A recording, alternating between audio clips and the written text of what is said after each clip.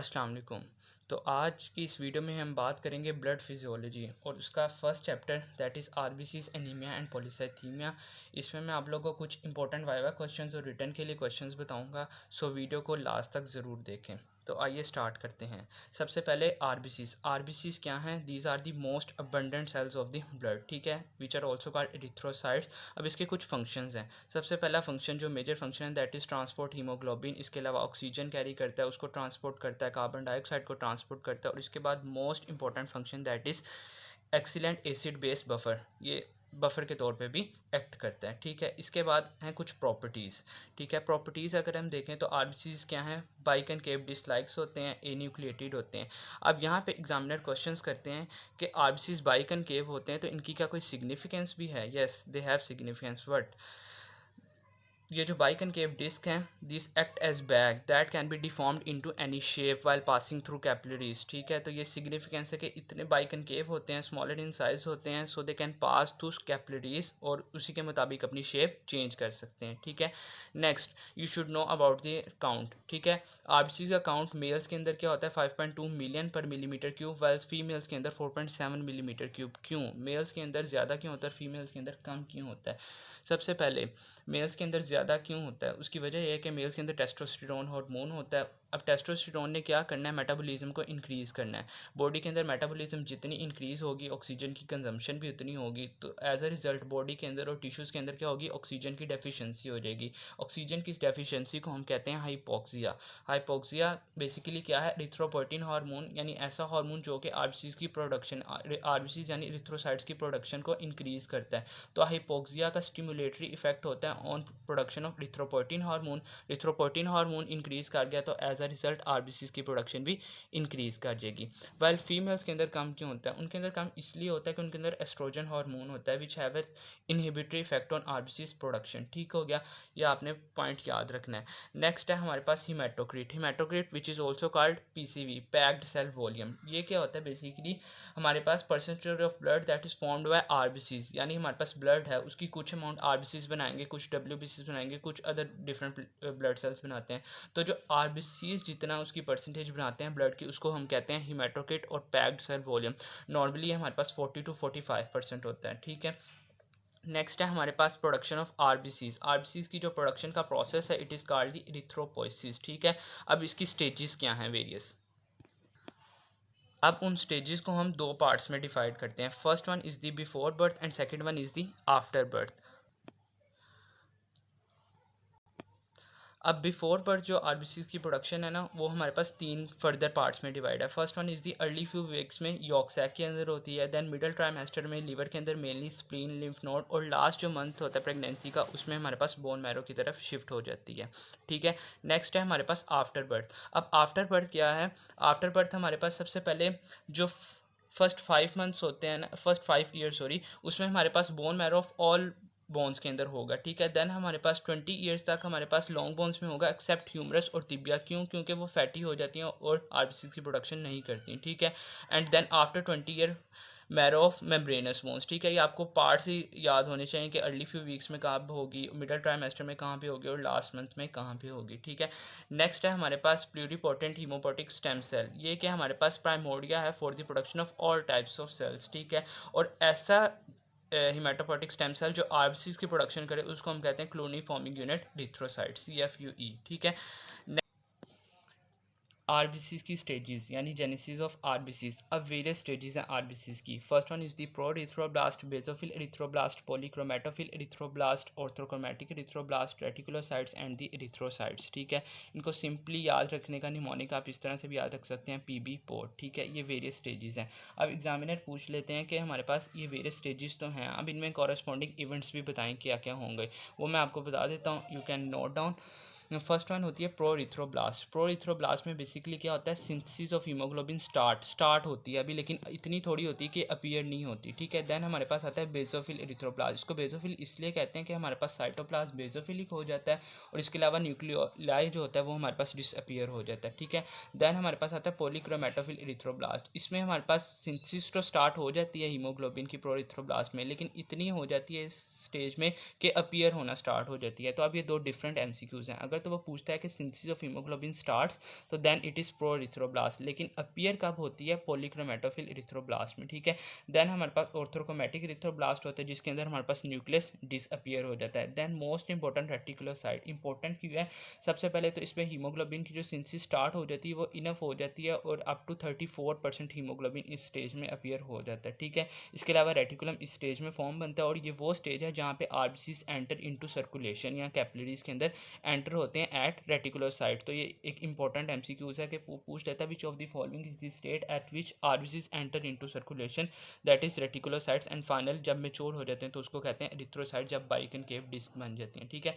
Then है हमारे पास growth inducers and differentiation inducers. Growth inducers क्या होते हैं, these are the proteins that control growth and reproduction of different stem cells, ठीक है, उनको हम कहते हैं ग्रोथ इंड्यूसर्स, ठीक है। Most important interleukin 3 that control reproduction of all types of stem cells, ठीक है।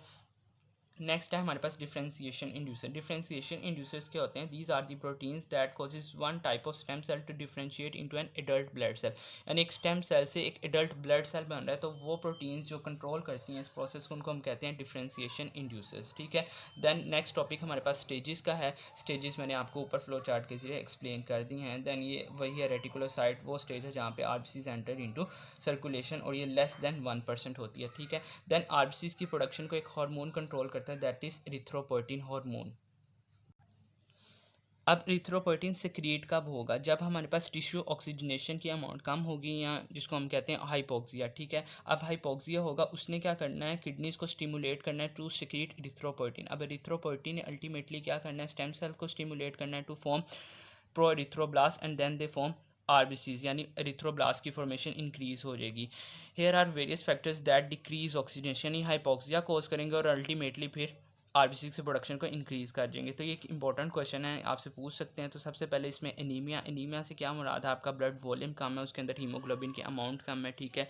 इसके अलावा हमारे पास ब्लड फ्लो पुअर हो, पल्मोनरी डिजीज़ या लिवर डिजीज़ हो, ठीक है। Most important factor high altitude, ठीक, हाइपोक्सिया। तो जैसे जैसे हाई अल्टीट्यूड होगा ऑक्सीजन की अमाउंट कम और फिर अल्टीमेटली हाइपोक्सिया होगा और हाइपोक्सिया ने क्या करना है, आरबीसीज की प्रोडक्शन को इंक्रीज़ करना है, ठीक है। नेक्स्ट इसी तरह प्रोलॉन्ग्ड कार्डिक फेलियर हो तो वो भी हमारे पास आरबीसीज की प्रोडक्शन का एक फैक्टर है, ठीक है। नेक्स्ट स्टेप हमारे पास आपसे पूछ लेता है एरिथ्रोपोइटिन क्या है। वैसे तो पता है कि आरबीसीज की प्रोडक्शन करता है, लेकिन क्या है, a glycoprotein with a molecular weight of about 34,000 और आरबीसीज की प्रोडक्शन में इन्वॉल्व होगा, ठीक है। मेनली सिक्रीट कौन करता है, मेनली बाय द किडनीज और लीवर, ठीक है। 90% हमारे पास किडनी से क्रिएट करती हैं और ओनली 10% जो रिमेनिंग है वो हमारे पास लिवर से क्रिएट करेगा, ठीक है। तो अगर वो पूछ लेता है कि हमारे पास कोई रीनल डिजीज़ हो गई है, ठीक है, अब किडनीज ने क्या करना है, 90% आरबीसीज की प्रोडक्शन करनी है। तो अगर आरबीसीज की प्रोडक्शन रीनल डिजीज़ में किडनीज कर ही नहीं तो सिर्फ लिवर कर है सिक्रीट, तो इसलिए पर्सन जो है हमारे पास एनीमिक हो जाएगा, क्योंकि सिर्फ हमारे पास 10% सिंथेसिस हो रही है बाय दी लीवर, ठीक है। ये आपने पॉइंट याद रखना है। नेक्स्ट स्टेप हमारे पास hormones, oh sorry, vitamins which are required for the maturation of RBCs, वो दो vitamins है। First one is the vitamin B12 which is also called cyanocobalamin and next one is the folic acid। अब इनका role पूछ लेता है कि erythropoiesis में यानी RBCs की प्रोडक्शन में क्या है। तो इनका रोल क्या, these are required for the synthesis of DNA. DNA की सिंथेसिस किस तरह से करते हैं, ये बेसिकली बनाते हैं thymidine triphosphate which is a building block of DNA. तो मेजर इनका रोल जो है वो हमारे पास डीएनए की सिंथेसिस ही है। नेक्स्ट स्टेप हमारे पास, अगर इनकी डेफिशिएंसी हो जाए तो दे कॉज मैचुरेशन फेलियर, यानी आरबीसीज की प्रोडक्शन नहीं करते सही तरह से, ठीक है।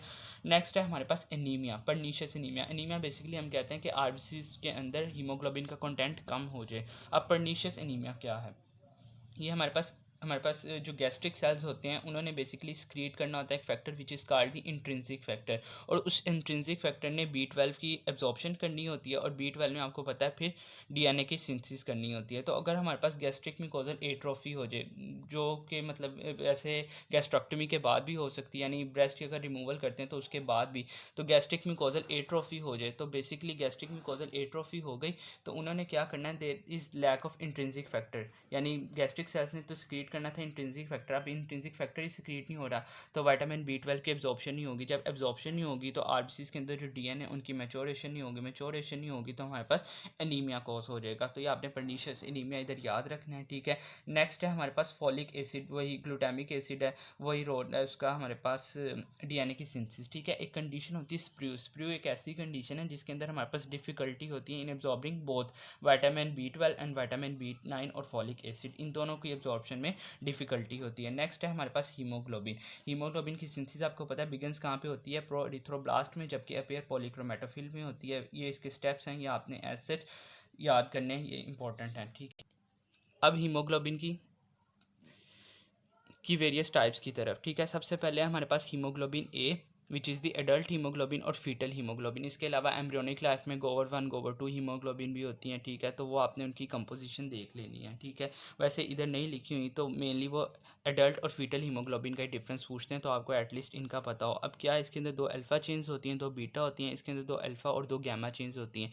ये तो हो गया इनका स्ट्रक्चरल डिफरेंस। अब इनका फंक्शनल डिफरेंस भी है। वो क्या है, हमारे पास जो फीटल हीमोग्लोबिन है उसकी ऑक्सीजन कैरिंग कैपेसिटी हाई होती है, जबकि जो एडल्ट हीमोग्लोबिन है उसकी ऑक्सीजन कैरिंग कैपेसिटी लो होती है, ठीक है। नेक्स्ट इधर उसने हीमोग्लोबिन एस के बारे में लिखा है, सिकल सेल एनीमिया के, उसमें क्या हो जाती है, रिप्लेसमेंट हो जाती है ग्लूटामिक एसिड की बाइवेलिन, और दोनों बीटा चेन्स में होती है, यानी फॉल्टी बीटा चेन्स बन जाती हैं इसके अंदर, ठीक है। इसके अलावा हमारे पास जो हीमोग्लोबिन का ऑक्सीजन कैरिंग कैपेसिटी है, वो हमारे पास उसमें जो ऑक्सीजन कैरी होती है, वो बॉन्ड जो बनता है वो हमारे पास कोऑर्डिनेशन बॉन्ड्स होता है। ये एक इंपॉर्टेंट क्वेश्चन है कि वो पूछ लेता है कौन से बॉन्ड बनेंगे, तो कोऑर्डिनेशन बॉन्ड्स बनते हैं, ठीक है। और इसके अलावा जो कैरिड होती है oxygen, it is as molecular form, ठीक है, मोलिकुलर ऑक्सीजन। नेक्स्ट अब हमारे पास ऑक्सीजन की मेटाबॉलिज्म, स्टोरेज वगैरह, ठीक है। टोटल क्वांटिटी बॉडी में ऑक्सीजन की 4 to 5 ग्राम्स होती है, ट्रांसपोर्ट होती है in the form of transferrin, ठीक है। इसके अलावा हमारे पास कुछ स्टोरेज फॉर्म होती हैं। इसकी स्टोरेज फॉर्म हमारे पास आयरन की जो होती हैं वो 2 होती हैं, एक फेरेटिन होती है और एक हीमोसाइड्रिन होती है। फेरेटिन जो है वो मेजर स्टोरेज फॉर्म है, ये मैंने डिफरेंस भी इधर लिखा हुआ है। फेरेटिन जो है मेजर स्टोरेज फॉर्म है, जबकि हीमोसाइड्रिन है वो स्मॉल इनसॉल्युबल स्टोरेज फॉर्म है, ठीक है। इसके अलावा ये हमारे पास स्मॉल क्लस्टर्स की फॉर्म में प्रेजेंट होती है, जबकि जो हीमोसाइड्रिन है वो हमारे पास लार्ज क्लस्टर्स की फॉर्म में प्रेजेंट होती है, and it is quite difficult to remove as compare to the ferritin. You can also note the difference. Next is daily loss of iron, यानी आयरन का लॉस हमारे पास किस तरह से होता है। तो हमारे पास ऑलमोस्ट हमारे पास फीसिस के जरिए जो सिक्रीट होता है वो 0.6 मिलीग्राम्स है, और इसके अलावा मेंसिस में जो होता है वो 0.7 है। तो मेल्स के अंदर तो फीसिस के 0.6 हो गया। अब फीमेल्स के अंदर हमारे पास फीसिस के जरिए भी सिक्रीट होगा और मेंसिस में भी होगा, तो then they make total of 1.3 milligrams per day, ठीक है, आयरन लॉस। नेक्स्ट अब हमारे पास आरबीसीज के लाइफ स्पैन होता है 120 डेज़ का। तो 120 डेज़ के बाद क्या होता है कि ये रप्चर हो जाते हैं, ठीक है। अब एग्जामिनर पूछ लेते हैं कि ये हमारे पास ए न्यूक्लिएटेड होते हैं, तो इनके अंदर ना न्यूक्लियस है ना माइटोकॉन्ड्रिया, तो ये सर्वाइव किस तरह से करते हैं। तो उसका आंसर ये है कि they have cytoplasmic enzyme that are capable of metabolising glucose, and as a result they form ATP. तो एटीपी जो है वो हमारे पास एनर्जी प्रोवाइड करता है, ठीक है। नेक्स्ट जो है हीमोग्लोबिन की डिस्ट्रक्शन, जो कि हमारे पास मैक्रोफेजिस करेंगे। अब हीमोग्लोबिन जब डिस्ट्रॉय हुई तो हीमोग्लोबिन ने क्या बनाना है, बाइलिरुबिन। अब बाइलिरुबिन की एक्यूमुलेशन जब हुई तो बॉडी में वो क्या कर देगा, जॉइंटिस कॉज कर देगा, ठीक है। नेक्स्ट है हमारे पास anaemias and polycythaemias which are important topic. तो इनके लिंक जो है मैं नीचे डिस्क्रिप्शन में ऐड कर रहा हूँ। Thank you so much.